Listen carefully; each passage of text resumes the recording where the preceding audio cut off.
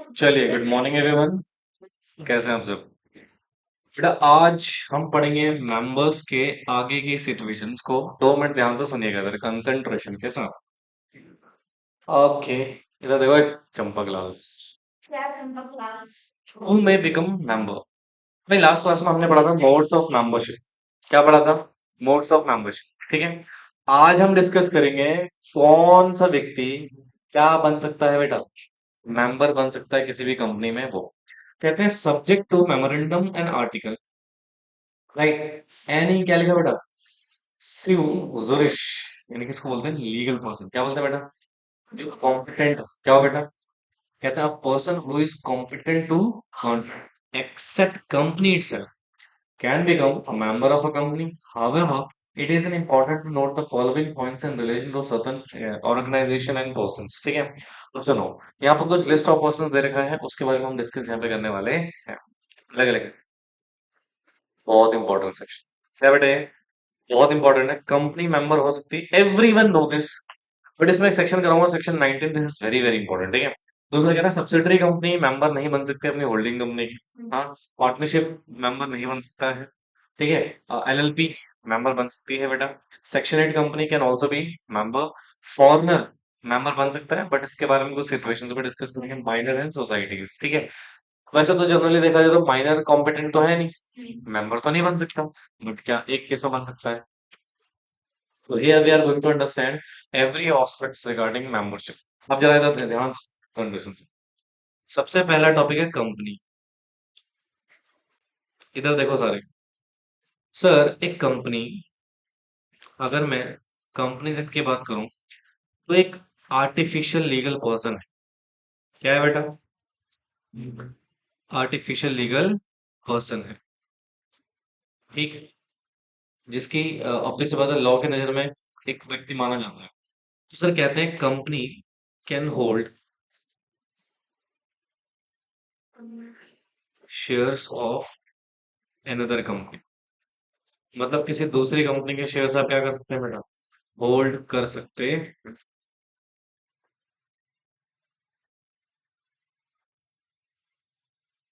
ठीक है। तो आप जनरली किसी दूसरी कंपनी के क्या कर सकते हो बच्चे? शेयर्स होल्ड कर सकते हैं। अच्छा, तो आपने बेसिकली पढ़ा भी होगा, जो बॉडी कॉर्पोरेट्स होती है बेटे, बेसिकली वो जनरल मीटिंग याद है आपको? जनरल मीटिंग में एक सेक्शन याद है, सेक्शन 112 113, ऑथराइज रिप्रेजेंटेशन की बात करते हैं। तो 113 में क्या बोला हुआ है? Body corporate can appoint a authorize representative if वो किसी कंपनी में शेयर्स होल्ड कर रही है। यानी कि सर, इस पॉइंट से देखा जाए तो कंपनी कैन बिकम, क्या बेटा? एक कंपनी क्या बन सकती है बेटा? मेंबर बन सकती है, ये इसके पास अधिकार है। देखो देखो, कहते हैं कंपनी एक लीगल पर्सन है, so is is competent to contract, contract sign कर सकती है, देयरफॉर इसलिए इट कैन बिकम, क्या बेटा? Member of any other company. However it must be authorised by किसके द्वारा? Memorandum to invest in shares of another company, ठीक है, और एनी अदर कंपनी, ठीक है। Also a company can not become a member of itself. Obviously बात है, company खुद के शेयर परचेज नहीं कर सकती। इसको लिखो जरा।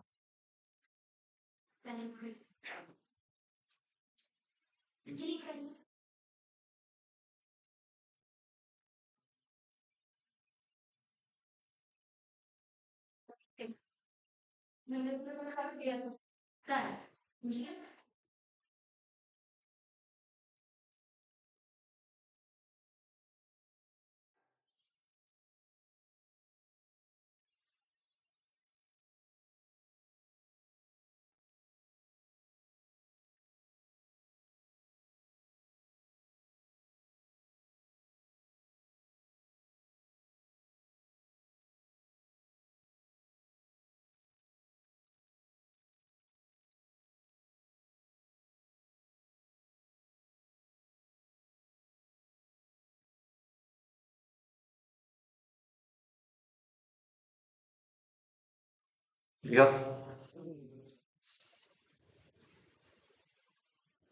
अब जरा सुनो, इसको थोड़ा सा डिटेल में एनालाइज करेंगे। ये कॉपी कर लिया सबने?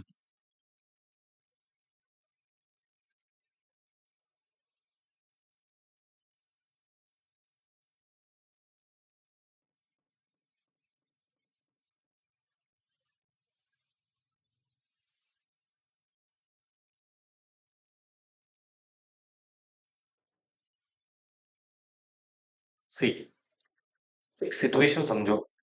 आपने क्या बोला? कंपनी किसी दूसरी कंपनी की शेयर परचेज कर सकती है, मतलब मेंबर बन सकती है। बट यहीं पे आपने एक और चीज बोला, कंपनी खुद के शेयर परचेज नहीं कर सकती। बाय बैक याद है? कंपनी शेयर परचेज करती है, बाद में क्या करती है? होल्ड नहीं करती है, डिस्ट्रॉय कर देती है। क्यों? क्योंकि सेक्शन रिस्ट्रिक्शन लगा रहा है कि आप अपने खुद के शेयर्स को होल्ड नहीं कर सकते। क्लियर है पिक्चर? अब एक केस समझो, ध्यान दो ना बेटा।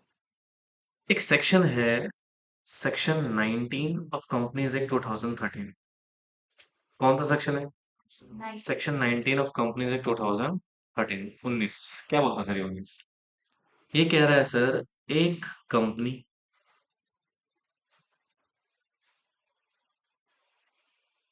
जो कि सब्सिडरी कंपनी है। क्या है बेटा? सब्सिडरी कंपनी है किसी दूसरी कंपनी की। और ऑफ कोर्स जिसकी है वो क्या होगी? Holding company. अगर आपको होल्डिंग सब्सिडरी का सेक्शन याद है, तो उसमें आपने पढ़ा था, क्या पढ़ा था? कि होल्डिंग कंपनी सब्सिडरी कंपनी की कितनी शेयर होल्ड करती है? More than 50%। ये तो इसके कंपोजिशन ऑफ बोर्ड में कौन करा हुआ यही था। अच्छा, तो कहते हैं सर एक बात बताओ, अगर इसने होल्डिंग ने सब्सिडरी में शेयर्स होल्ड करे हुए हैं, क्या करे हुए हैं? वो भी कितने? More than 50%। हालांकि लॉ में मोर देन हाफ लिखा हुआ है, क्या लिखा हुआ है? More than 50%, right? मुझे एक बात बताओ, if Companies Act allows that subsidiary company can purchase the shares of holding company, this is the first scenario। ठीक है? सेकंड सिनेरियो में if अलाउ कर दिया जाए, भाई अभी तो आप बोल रहे हो कंपनी दूसरी कंपनी के क्या कर सकती है? शेयर्स। अगर अलाउ कर दिया जाए क्या बेटा?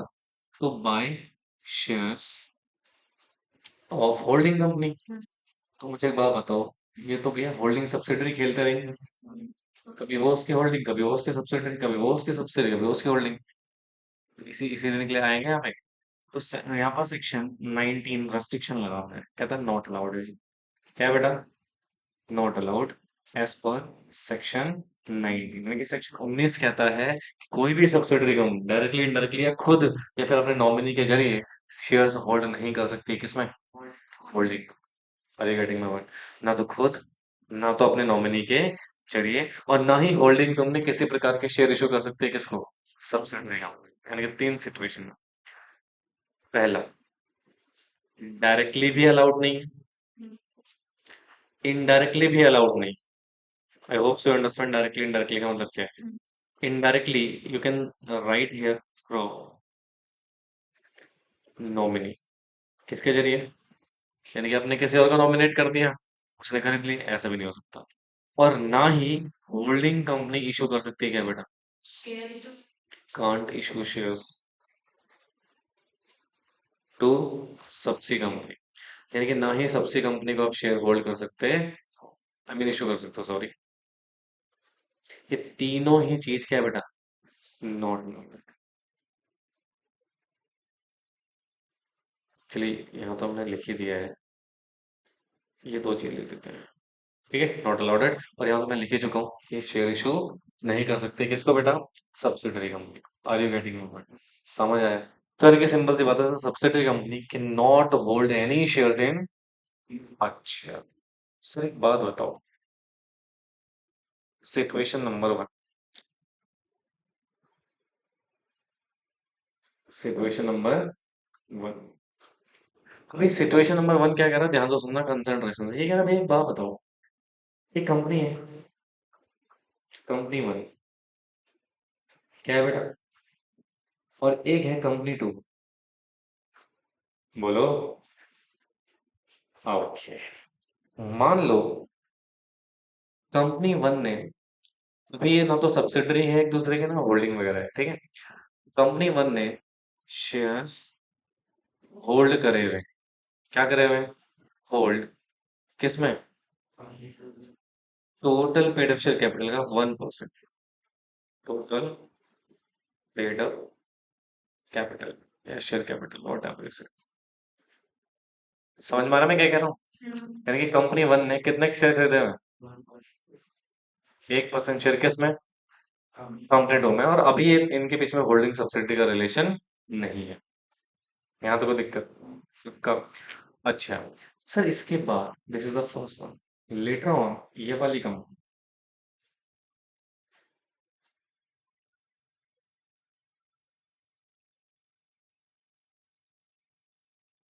ये वाली कंपनी क्या करती है सेकंड सिचुएशन में?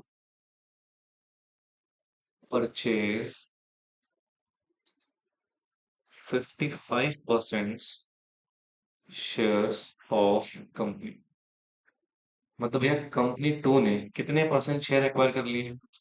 55%। अब कहानी बदल गई भैया, जैसे आपने ये काम किया, आप क्या बन गए?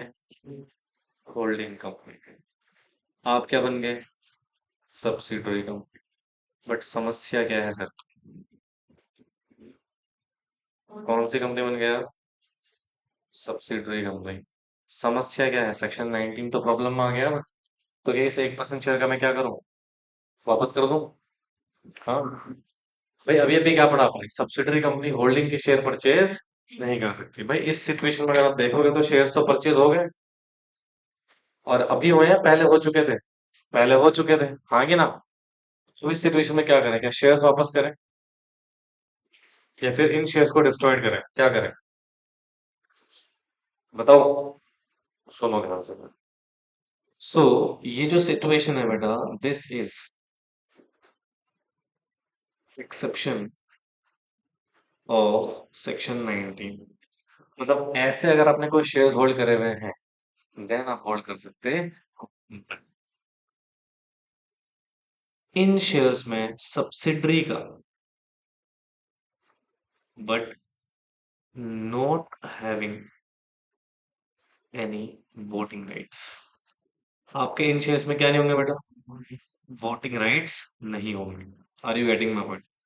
यानी कि ये कह रहा है सर, सब्सिडरी बनने से पहले अगर आपने कोई शेयर होल्ड करे हुए हैं किसमें? होल्डिंग कंपनी में। किसमें बेटा? होल्डिंग कंपनी में, तो सेक्शन 19 आपके ऊपर एप्लीकेबल नहीं होगा। आप इसको कंटिन्यू कर सकते हो, कोई दिक्कत नहीं। ठीक है, बट हाँ, आपके ऊपर एक रेस्ट्रिक्शन लग जाएगी क्या बेटा? कि आपको वोटिंग राइट्स नहीं मिलेंगे, यानी कि इन शेयर्स के ऊपर सब्सिडरी कंपनी वोट नहीं डाल सकती। बात तो बिल्कुल सही है। तो अगर आप वोट डालोगे तो क्या प्रॉब्लम हो जाएगी? हाँ, बोलो बेटे। या समझे? आया कि नहीं आया? अच्छा, आगे सिचुएशन नंबर 2।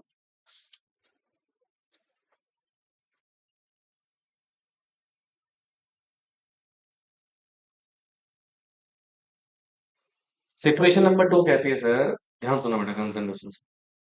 ये है कंपनी, ये भी है एक कंपनी। ठीक है, बोलो। या अब सर, ये जो कंपनी है ना, ये है सब्सिडरी कंपनी। ऑफ कोर्स किसकी? इस वाली कंपनी की। तो ये क्या होगी? Holding company. Getting my point? बोलो बेटे। अब सुनना ध्यान से। यहाँ पे एक पर्सन है, मिस्टर रॉबिन। कौन है बेटा? मिस्टर रॉबिन, ऐसे कुछ भी नाम लिख दिया मैंने। ठीक है, तो मिस्टर रॉबिन ने होल्डिंग कंपनी में क्या खरीदे हुए हैं? कुछ shares. Hold shares in that company, what ever the percentage. ऐसे ही मान लेते हैं, मान लो 1% शेयर परचेस करें। कितने परसेंट? 1% शेयर परचेस करे हुए हैं किसमें जी? अच्छा, this is first point and this is, robin ने ना एक और काम कर रखा है। उसने इस कंपनी को, company being an artificial person है नहीं? नहीं है? है, है ना? हाँ, इस आर्टिफिशियल पर्सन को अपॉइंट किया हुआ है अपना नॉमिनी। क्या अपॉइंट किया हुआ है? नॉमिनी। समझ ही नहीं आ रहा? आ रहा है। एक तरीके से ये कंपनी इसको लीगली रिप्रेजेंट कर रही है। हाँ जी, तो आपने इसको नॉमिनी अपॉइंट कर दिया, पॉइंट नंबर सही। यहाँ तो कोई दिक्कत कोई परेशानी नहीं सर, आप सुनना ध्यान से। मान लो, क्या मान लो? In case, point number 4, that, sorry, death of mister Robin. Mister Robin की क्या हो गई बेटा? मृत्यु हो गई। ठीक है। तो जब इस व्यक्ति की मृत्यु हो गई है, यानी कि इनकेपेबल टू कॉन्ट्रैक्ट हो गया, तो डिजीज पर्सन हो गया ना। अब इसके शेयर्स जो हैं वो ट्रांसफर हो जाएंगे किसको? Transfer to legal representative. हाँ जी। तो लीगल रिप्रेजेंटेटिव बोलो या फिर नॉमिनी बोलो, नॉमिनी को बोलो बेटे। हाँ बिल्कुल सर। और ये नॉमिनी और लीगल रिप्रेजेंटेटिव बेसिकली कौन है? सब्सिडरी कंपनी के साथ। क्या है बेटा? तो अगेन यहाँ पर आप अल्टीमेटली मुझे बताओ, क्या शेयर आ गए सब्सिडरी कंपनी के पास? Yes, this is also. ये भी क्या है बेटा? क्या कि this is also one of the exception of section 19। नहीं समझ में आ रहा ना तुम्हारे कुछ भी? Also exception of section 19। कौन सा सेक्शन का एक्सेप्शन है बेटा ये?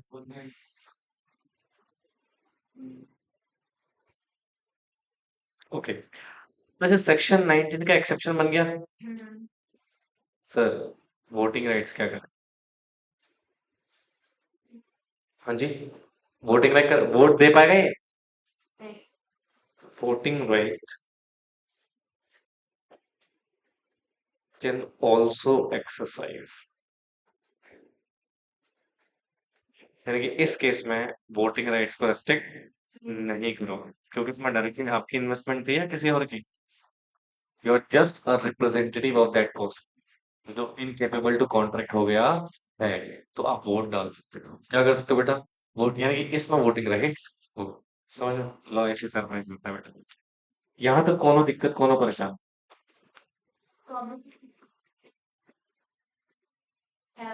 वो सब्सिडरी है, तो सब्सिडरी के जरिए वही तो कर रहा है ना, वोट अगर कर भी देगी। हाँ जी।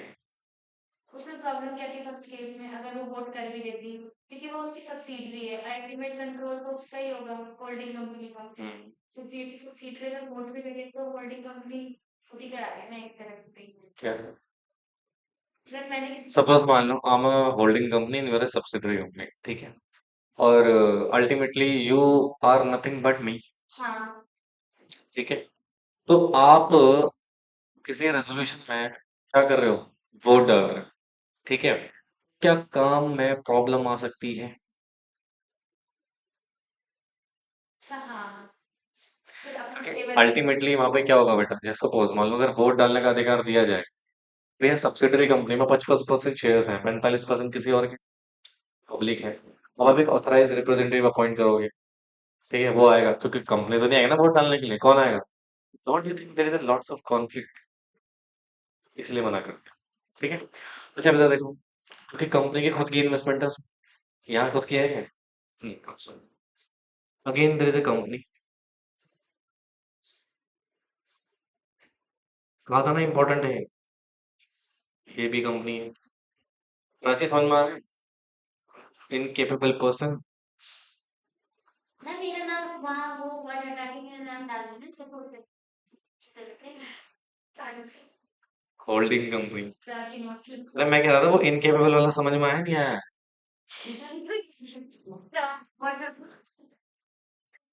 सुनो, तो सर ये सब्सिडरी है किसकी?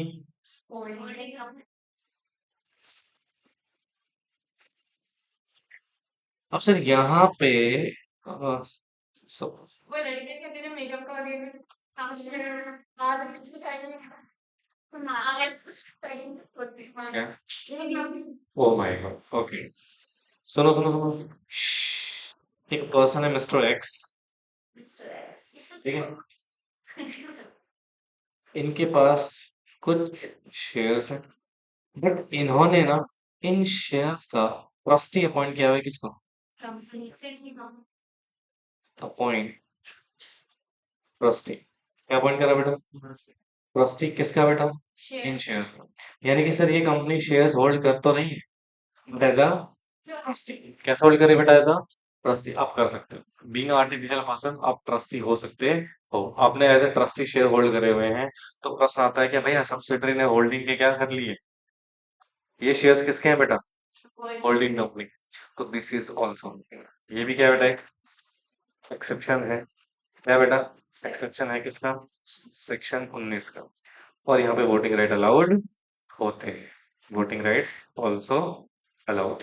ठीक है, यानी कि दो केसेस में वोटिंग राइट्स अलाउड हैं और एक केस में वोटिंग अलाउड नहीं है। समझ में आया? पक्का। तो सर जनरली हमने ये पढ़ा सर, कोई भी कंपनी दूसरी कंपनी के शेयर्स एक्वायर कर सकती है, कर सकती है ना, बिल्कुल कर सकती है सर। बट दूसरे ही पल हमने क्या पढ़ा बेटा, कि कुछ केसेस में, सॉरी, सब्सिडरी कंपनी होल्डिंग के शेयर एक्वायर नहीं कर सकती, होल्ड नहीं कर सकती। But there are three exceptions of this particular section. एक एक्सेप्शन है बेटा, जब ऑलरेडी अपने पहले शेयर एक्वायर करे हुए थे, उस केस में आपके वोटिंग राइट्स हटा देंगे हम लोग। ठीक है, और बाकी या फिर आपने किसके तौर पे, लीगल रिप्रेजेंटेटिव या फिर ट्रस्टी के तौर पे परचेस करे हुए हैं शेयर, या होल्ड करे हुए हैं सॉरी, तो उस केस में बेटा आप होल्ड कर सकते हो और आपके पास वोटिंग अधिकार भी होगा। समझ में आया? देखो,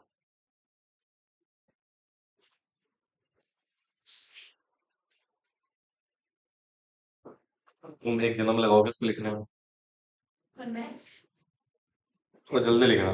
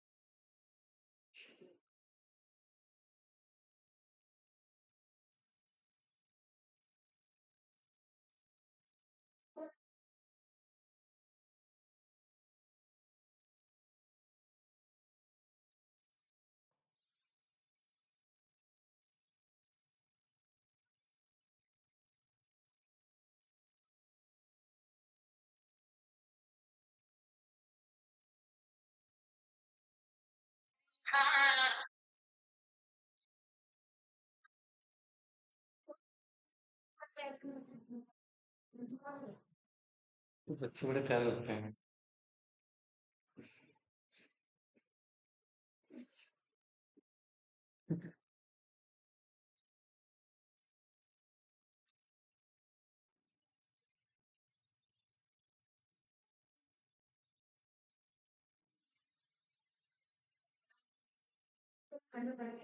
हो गया, पर लिख ले बेटे।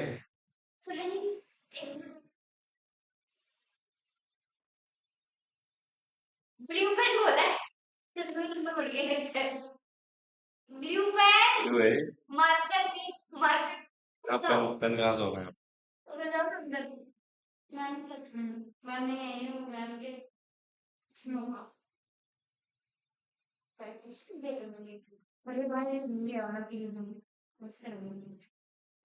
हो गया बेटा ये?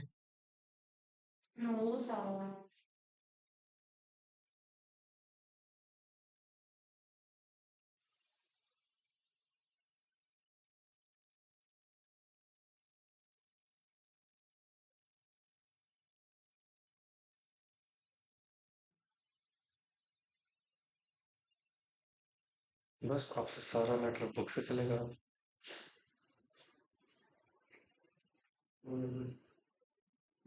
अंजलि जल्दी करो, बारात में ही है।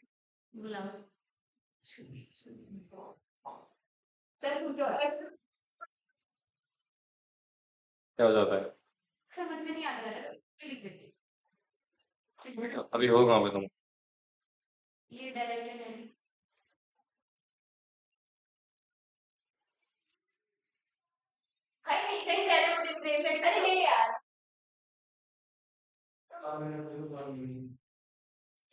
तुम लोग ना एक काम करो, आज जाना पेन की सीरीज परचेज कर लेना।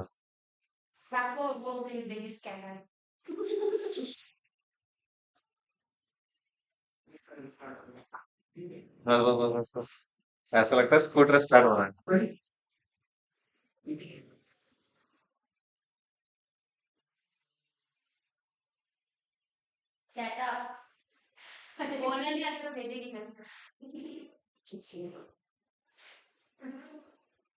क्या फालतू को मार दूंगी तेरे इसको ही डाल से मेरी अपनी नहीं है। मैंने वाईफाई कर दिया अपने अपने बैठा मैं वाईफाई से कर रहा हूँ क्या कर चल इरिटेट मत कर चलो कर करता हूँ बेटा कल खाना बोल रही है बाय कॉट बोला मैंने बाय कॉट आई फ्लॉट ऊपर कर ऊपर नहीं कर रहे I know the English meaning boycott अब रेडी चैनल पे कुछ तो दो भाई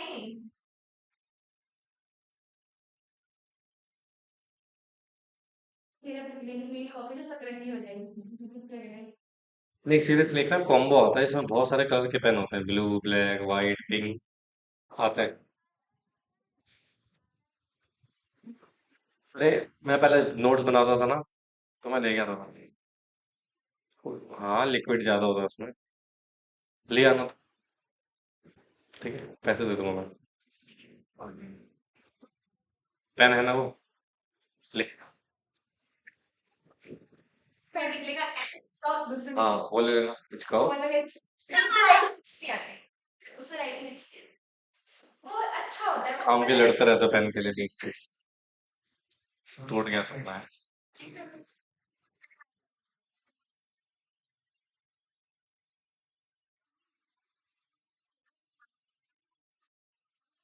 बचपन में होता है सपना मेरे पापा मुझे ये चीजें नहीं दिलाते पर मुझे पढ़ाई करना है मेरे बाद अपना सब कुछ हमारे समाज की हर जगह पर गए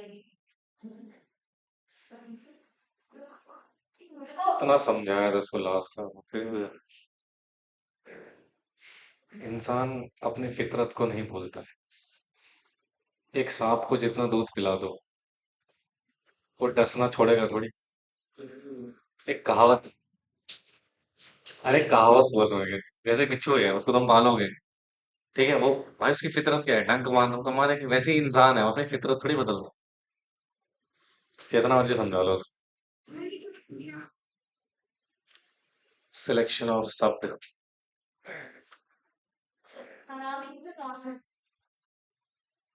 नहीं जा रहा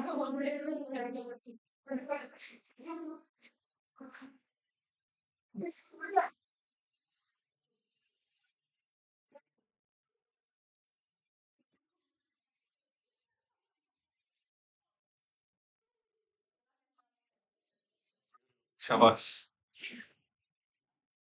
सर्विसिंग जरूर है।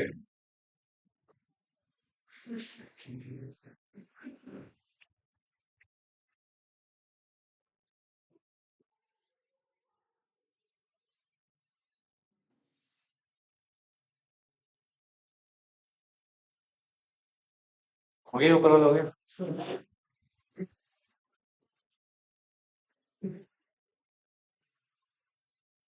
नहीं हुआ जल्दी करना है।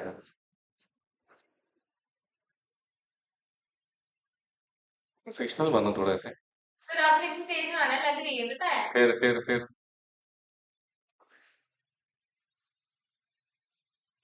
वाह मुझे ये मारते मारते क्या नाम है इनका हो गया बहुत मारे इन्होंने अब तो आप नहीं करो ट्यूशन वायलेंस क्या है ट्यूशन वायलेंस आप तो चिल्ला चिल्ला के बताऊं चल मुझे मार कसम से इन मारा था तो वो मुझे चाहता निकल ऐसे दौड़ कर खुद में होती बहुत मारा है ये लग गई में तो तक सच में लगी है तो वही नंदी जी को चाचा है लिखो लिखो फटाफट से जल्दी टाइम नहीं है। उसको बाहर मुंडा को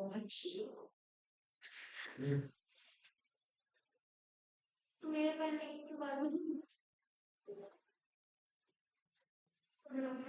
करनी की बात सीख रही हूँ तो पहले देखती हूँ मैं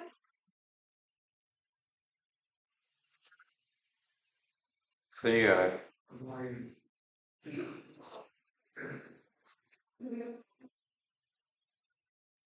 वो भी चाहिए। और एक जो होता है ना कलावा एक टाइम के बाद उसको उतार देना चाहिए वरना इसमें नेगेटिव एनर्जी का वास हो जाता है।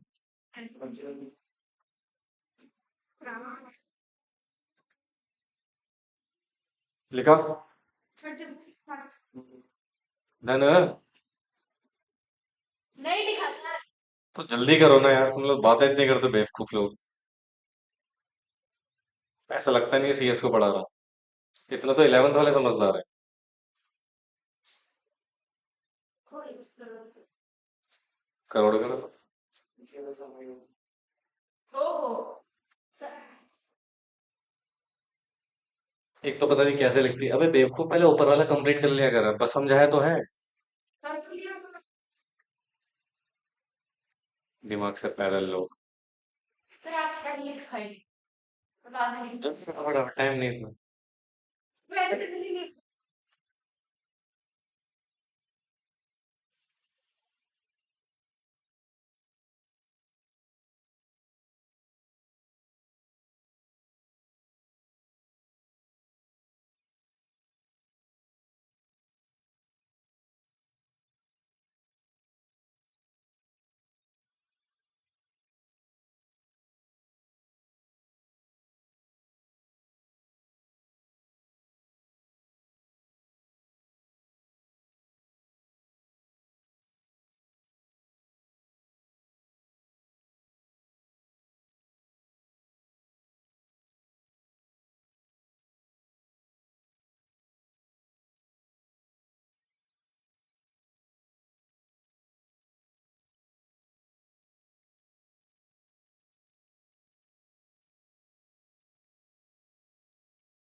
एक काम करना, यहाँ पे ना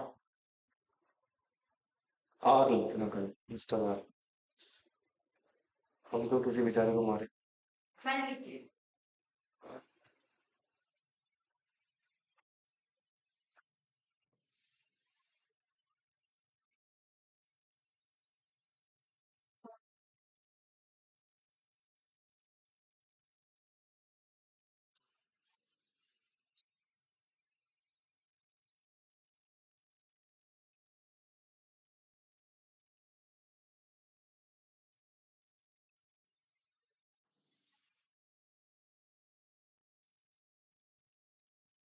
विजुअल फ्री भी नहीं। पर तो सर। सिचुएशन कंप्लीट है वाली। हाँ। ये तो अभी भी लिखती।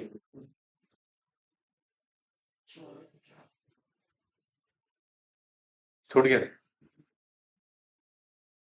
तो स्लो क्यों लिखते हो फिर तुम?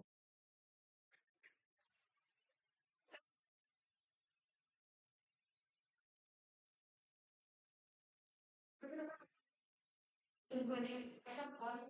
मैं तो बोला नहीं बोलूँ।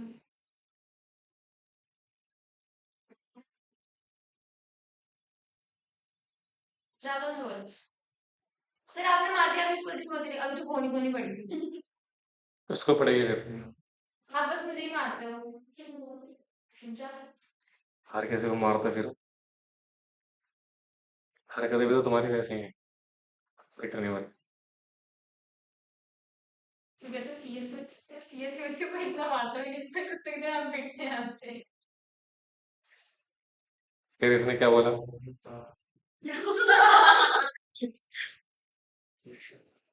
कोई ना करती नहीं मुझे गुस्सा आता है।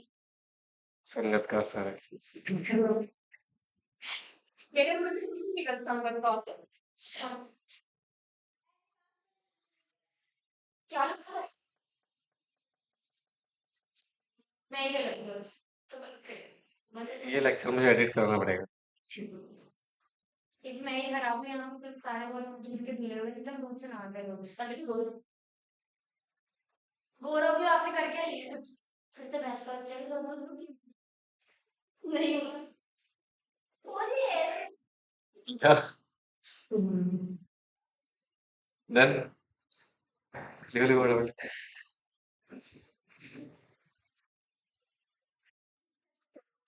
मैं तो अच्छा। समझे मैं संगत का असर क्यों बोल रहा था? अरे उसके लिए बोल रहा था बाबा।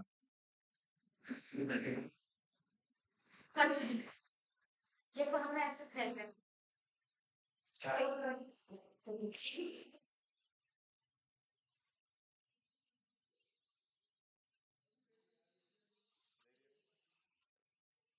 मन में किए गए पाप ज्यादा भयंकर होते हैं भाई। हो गया पर ओके, फाइनली लिखा बेवकूफ कौन है, उल्लुओं ने। Now let's come to the topic. Section 19 done. Hello. हाँ जी, इसको रीड कर लेना हमारे खुद ही। ठीक है। Partnership firm generally partnership firm member नहीं बन सकती है, नॉट अलाउड इस पर कंपनीज एक्ट 2013, क्योंकि पार्टनरशिप बेटा लीगल पर्सन नहीं होती।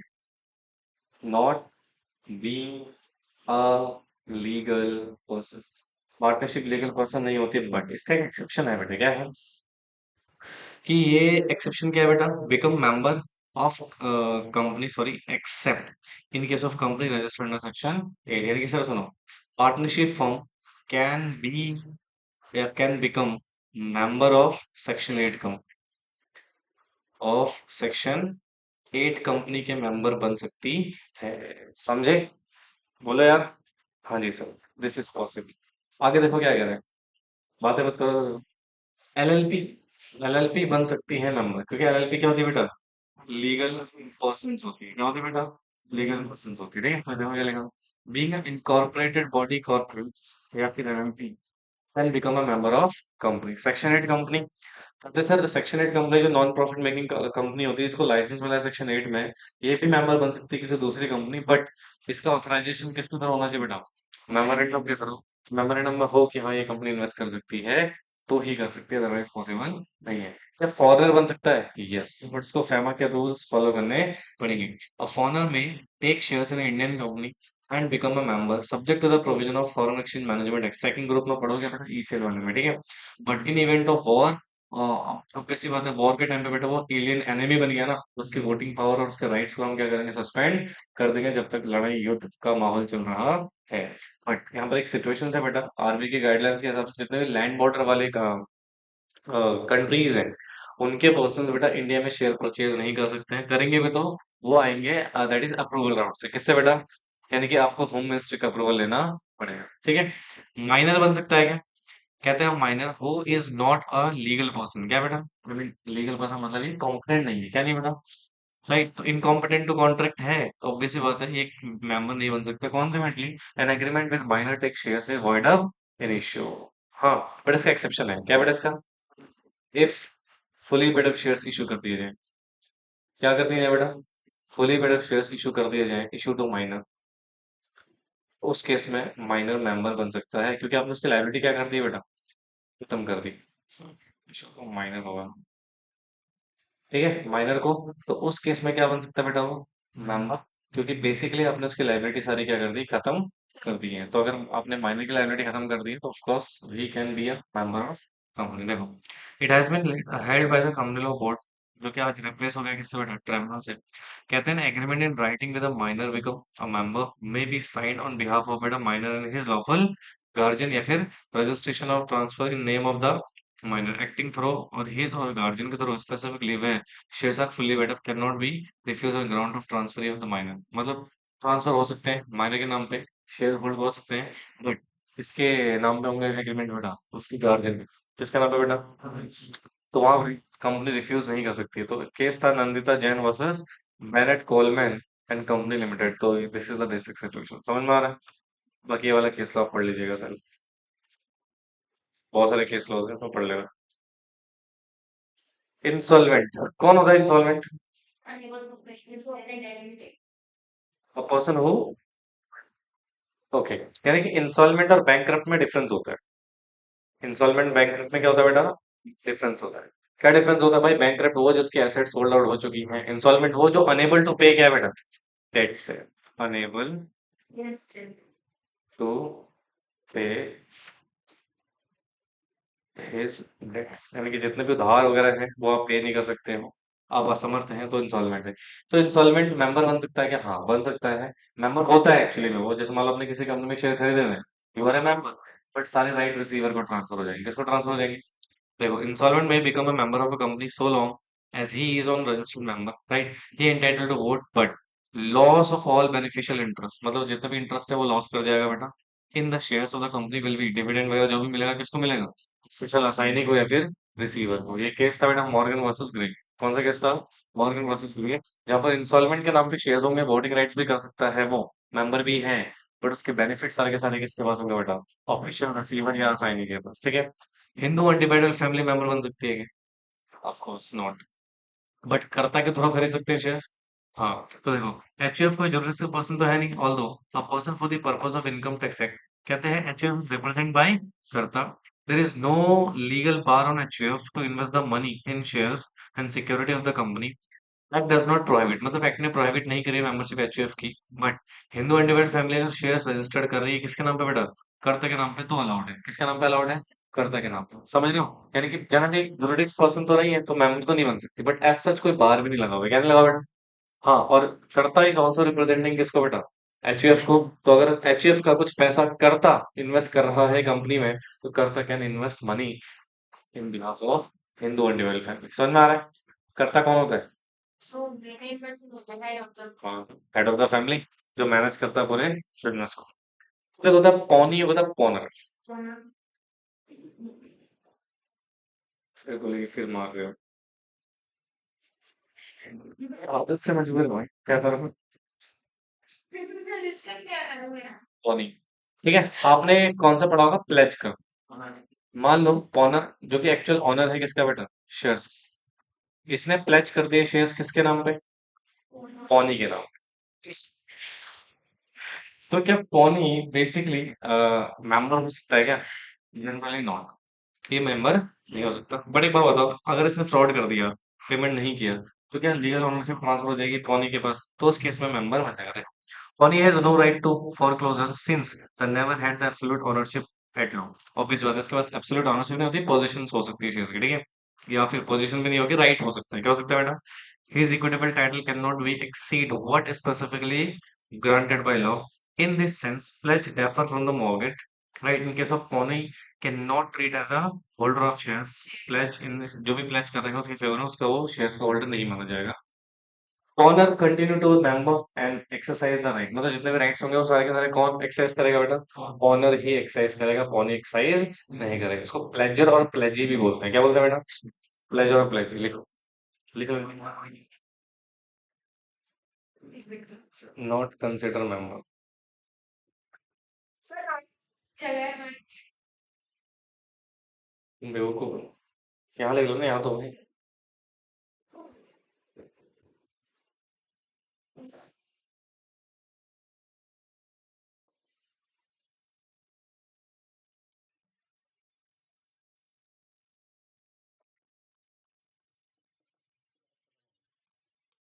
मैं डिस्कस करता हूँ।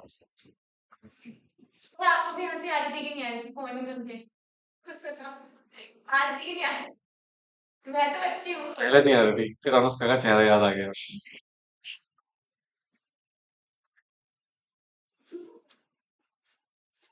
मेरी सर हम लोगों पे तो बच्चा केस ना कर दे। अरे वो करेगी तो पहले आप पे करेगी। नहीं मेरे वही से सुमित सुमित पे करे, सबसे पहले सुमित पे करेगी। बाहर से परिश्रम करेगी। ज्यादा वही चलाता था ना उसको। आप लोग ने खेल को तो कौन करेंगे? अच्छा, वो शुरुआत तो मैंने करी थी शायद। आपने क्या? आप चलो कोई बात नहीं, होता है। देखो, मैं एक बात बताऊं, अगर तुम मजाक कर रहे हो, किसी ना किसी का तो बेइज्जती होगी उसमें। अगर तुम बेइज्जती पे बैन लगा दो, फिर तो मजाक ही नहीं हो। इमेजिन करो, you are not insulting your friend, फिर मजाक चल रहा है, कौन सा मजाक? और दोस्त कैसे है, आप कितने सुंदर हो, क्योंकि मजाक है। मजाक क्या है? इंसल्ट हो सामने वाले की।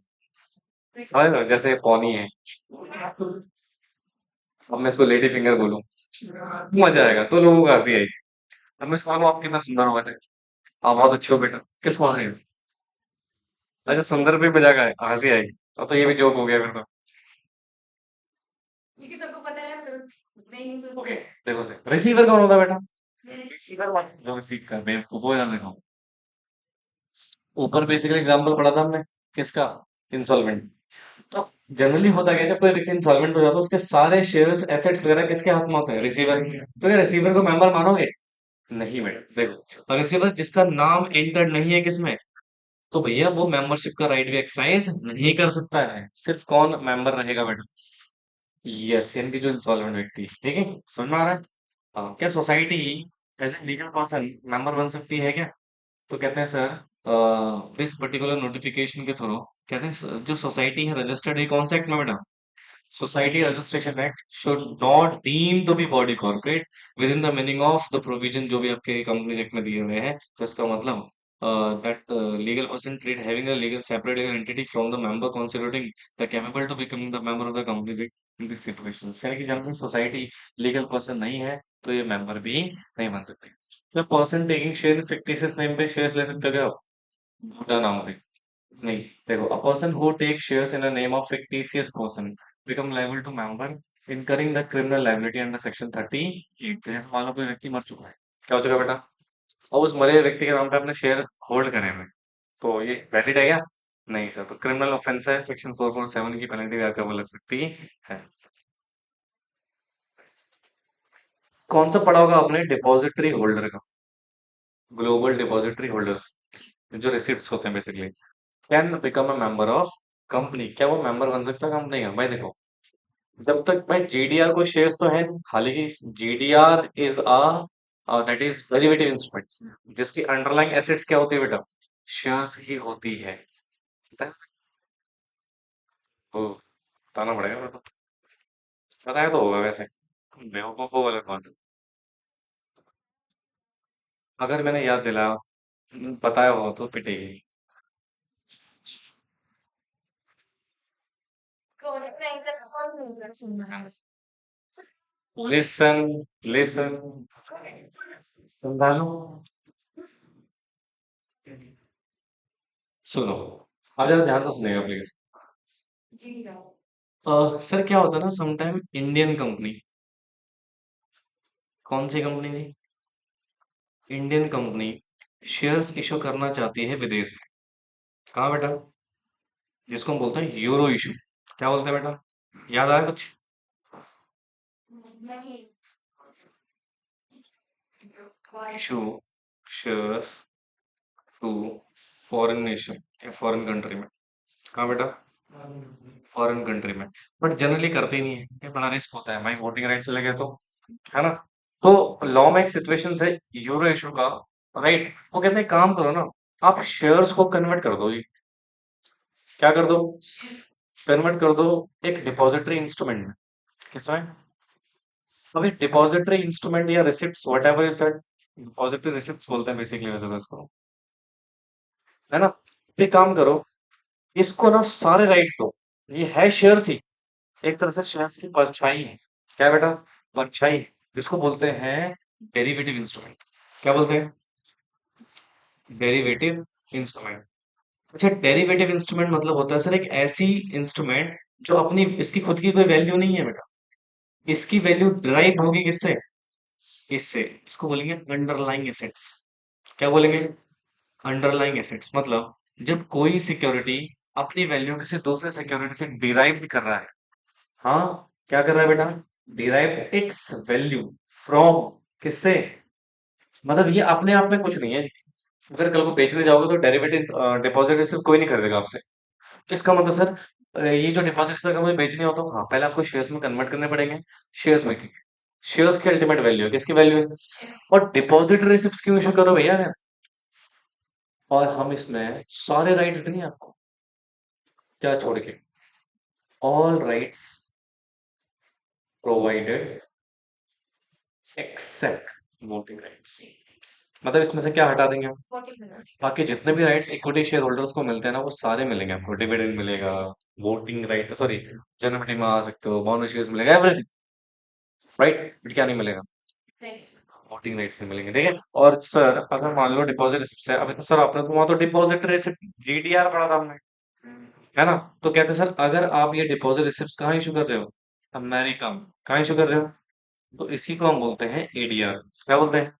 और अगर इशू कर रहे हो कहाँ, अदर देन अमेरिका, जी कहाँ इशू कर रहे हो बेटा? अमेरिका के अलावा, तो इसको हम क्या बोलेंगे? जी। जीडीआर। समझ में आया? याद आया कुछ बेवकूफों? हाँ, तोड़ो अपने हड्डियां। पढ़ा सब रखा है बेटा, हालांकि यहाँ पढ़ोगे सेक्शन 41 में इसको डिटेल में। तो सुनो सर, ये जो डिपॉजिटरी होल्डर्स होंगे, क्या ये मेंबर होंगे? हाँ, जो जनरली शेयर होल्डर तो नहीं है, ये डिपॉजिटरी होल्डर्स है। तो इसी को डिस्कस करेंगे, लिखो।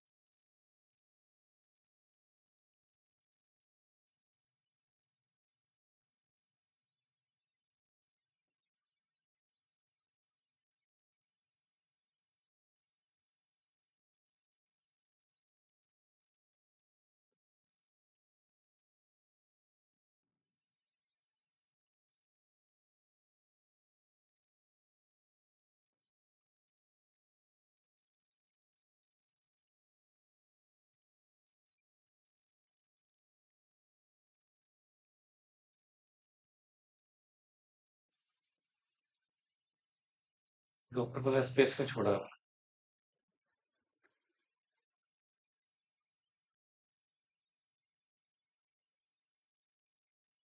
फिर जल्दी करो, फिर लंच ब्रेक दूंगा तुम्हें। लंच नहीं करोगे? अबे दे दे यार, इतनी देर से वेट कर रही हूँ कब दे।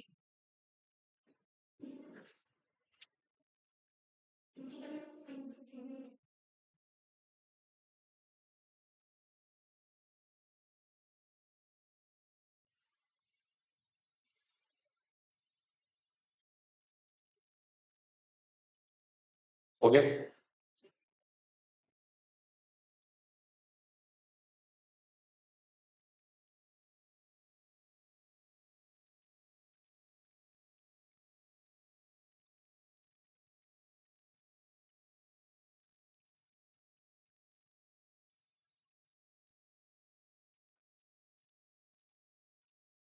तो ये आई होप सबको समझ आया होगा, जीडीआर और एडीआर का कॉन्सेप्ट। हटा दो इसको।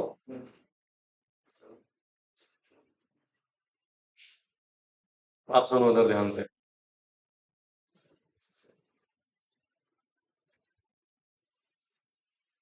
क्या लिखा हुआ? Holder of GDR. I hope समझ में आ गया होगा। कहते हैं it is clarified by the ministry of corporate affairs in vide notification number this. कहते हैं as per section 41 subsection 1 and subsection 2 of the companies act 1956, जो कि करस्पॉन्डिंग सेक्शन है section 2+55, right, of companies act. कहते हैं person is a member of company. कौन होता है मेंबर बेटा? जो सब्सक्राइबर है मेमोरेंडम का, या जिसका नाम एंटर्ड है किसमें बेटा? आरओएम में, बोलो। हाँ। तो कहते हैं holder of deposit receipts neither subscriber है एमओ और ना ही होल्ड कर रहा है बेटा shares in his name, can not B enter in ROM. Therefore a holder of depository hold, जो भी जीडीआर होल्ड कर रहा है, कैन नॉट बी कॉल्ड क्या बेटा? Member of company. इसको हम मेंबर नहीं माने। समझ में आया? बोलो। अच्छा, फिर कहते हैं सर इस पर सेक्शन 41 सबसेक्शन 3 ऑफ 19, या फिर जो नया एक्ट है उसमें किसमें बेटा? क्लॉज 3 में कहता है अगर कोई पर्सन बेटा शेयर कैपिटल होल्ड कर रहा है कंपनी के अंदर, जिसका नाम एंटर्ड है beneficiary on in the record of depository, इसको हम डीम्ड मेंबर मान लेते हैं company. Since overseas depository refers in the scheme is neither the depository defined under companies act 1956 और ना ही डिपॉजिटरी 1996 में, nor holding the shares, therefore it can not be deemed to be member of company. मतलब depository holder member नहीं होगा। समझे? A holder of depository receipts may become member of company only on transfer and redemption of capital GDR into underlying equity shares. I hope समझ में आ गया होगा underlying equity shares क्यों बोल रहे हैं। आफ्टर द फॉलोइंग प्रोसीजर, जो भी बेटा सिचुएशंस है, जैसे मान लो आपने जीडीआर सेल करना है, तो किस में कन्वर्ट करोगे? शेयर्स में। तो शेयर्स में जब कन्वर्ट करोगे तो आप शेयर होल्डर हो गए, तो क्या बन जाओगे? मेंबर बन। समझे? Since underlying shares are allotted in the name of किसके नाम पे बेटा? Overseas Depository Bank. The name of such depository bank is entered in ROM and issuing the company. However, until जब तक ट्रांसफर नहीं होता तब तक बेटा आप क्या नहीं है बेटा? शेयर होल्डर नहीं है। मतलब समझ आए? तो ये हमने पढ़ा बेटा बेसिकली क्या, कौन मेंबर हो सकता है, कौन मेंबर नहीं हो सकता है। समझ में आए? का तो जॉइंट होल्डर अलाउड है, जॉइंट मेंबरशिप अलाउड है, बिल्कुल अलाउड है सर, बिल्कुल अलाउड है। आप आर्टिकल्स ऑफ एसोसिएशन में लिमिट लगा सकते हो, क्या लगा सकते हो? देखो, if more than one person apply for shares in the company and shares allotted to them, each of one such application become the member of company। ये कौन सा केस था? नरनदास वर्सेस इंडिया मैन्युफैक्चरिंग कंपनी के यार this, unless article of company otherwise provide, मतलब जब तक article में कुछ और ना लिखा हो। कहते हैं joint member can be insist on having the name of registered in the order of required. मतलब याद है ना आपने कौन सा पढ़ा था, transposition of name? A B C तीन होल्डर है, पहला नाम किसका है? ऑलमोस्ट सारे राइट्स किसके पास? वो बाद में इनसे आपस में डिस्ट्रीब्यूट कर लें। दे में ऑल्सो हैव देयर, स्प्लिट भी कर सकते हैं, जॉइंट होल्डिंग को अलग भी कर सकते हैं। ये सब चीज ऑलरेडी आप डिस्कस कर चुके हो। नॉमिनी ऑफ जॉइंट मेंबर के नॉमिनी, हाँ जी, मेंबर ऑफ कोर्स तीनों ही होंगे। कहते where shares of the company registered joint name of the company and one of the director, it was held that the director was nominee of the company for the purpose. तो कहते हैं he could be act jointly with the company and not individually. He had no right his own in respect of shares, was not entitled to being proceeding. मतलब simple सी बात है, you can appoint a nominee जो आपके behalf में act करेगा, but वो share holder नहीं होगा जनरली। ठीक है भाई, सेक्शन 3 पढ़ रखे ऑलरेडी। हाँ बताओ, ऑफिस में कितने मिनिमम नंबर चाहिए? एक, मैक्सिमम भी एक ही होता है, प्राइवेट में मिनिमम और पब्लिक में वही है। देख लो, कहते हैं अगर आप कंपनी फॉर्म कर रहे हो तो डेफिनेटली आपको 7 से ज्यादा मेंबर चाहिए पब्लिक कंपनी के इसमें, 2 से ज्यादा मेंबर चाहिए प्राइवेट कंपनी के इसमें, और 1% चाहिए बेटा किसमें? ओपीसी के इसमें। ऑलरेडी पढ़ चुके हो। रेस्ट्रिक्शन ऑफ मेंबरशिप क्या लिखा बेटा? कहता by virtue of this section maximum number of member of private company registered होती है एक्सेप्ट ओपीसी। ओपीसी में एक ही मेंबर हो सकता है, प्राइवेट कंपनी मैक्सिमम मेंबर कितने हो सकते हैं बेटा? 200 मेंबर हो सकते हैं। समझ में आया? इसमें किसको इंक्लूड नहीं करते हम? मेंबर्स जी, जो एम्प्लॉयज हैं उनको हम जनरली क्या नहीं करते बेटा इसमें काउंट नहीं करते। सी सेशन ऑफ, यार ये चिल्लड़ चिल्लड़ सा टॉपिक है भाई, इसमें क्या बताऊं तुम्हें। देखो, कह रहा है कब मेंबर नहीं रहोगे? ट्रांसफर कर दिया शेयर, शेयर फॉरफिट हो गए, सेल कर दिया है, डेथ हो गई है, solvency, redemption, cancellation, purchase by another member, company बंद हो गई है, द वाइंडिंग ऑफ इज। ठीक है, तो इन केसेस में आप क्या होगा बेटा? Expulsion of member. सुनो, इसको सुन लो ध्यान से बस। आप किसी भी कीमत पे मेंबरशिप को एक्सपल्ड नहीं कर सकते हो, मतलब मेंबरशिप कैंसिल नहीं कर सकते हो। Once a person become a member, आप उसकी मेंबरशिप को कैंसिल नहीं कर सकते, नॉट पॉसिबल एट ऑल। एक ही केस में, अगर उसने कॉल पेमेंट नहीं किया हुआ है तो उस केस में आप उसके शेयर कैंसिल कर सकते हो, अदरवाइज शेयर कैंसिल करना पॉसिबल नहीं है। यानी कि मेंबरशिप राइट को एक्सपल करना पॉसिबल नहीं है, राइट? तो आर्टिकल में आप ऐसे कोई जैसे मान लो आपने लिखा कि जो फॉर एग्जांपल ये सोनाली है, ठीक है, मीटिंग में आई, ये हमारी कंपनी मेंबर है, मीटिंग में आके कभी अंजलि को थप्पड़ मार रही है, ठीक है, कभी चेयर तोड़ रही है, कभी प्रोजेक्ट नहीं हिला दे रही है। अब मुझे आ गया गुस्सा, मैंने कहा आज से तुम इस कंपनी के मेंबर नहीं हो, निकल जाओ। ठीक है, तो क्या मैं ऐसा कर सकता हूँ? हाँ, मैं board of director company, no sir, मैं नहीं कर सकता ऐसा। ये कुछ भी कर ले, मैं इसको मेंबरशिप से बाहर नहीं कर सकता, बट इसमें कोई और एक्शन ले सकते हैं? हाँ, ऐसा को नहीं करनी पड़ेगी। पुलिस में दे सकते हैं इसको, अदर एक्शन ले सकते हो, बट इसके मेंबरशिप एक्सपॉइल नहीं कर सकते हो। बस इसको एक बार रीड कर लीजिए, समझे? क्या लिखा हुआ है? चलिए नेक्स्ट क्लास में डिस्कस करेंगे। Thank you so much, very nice to meet you.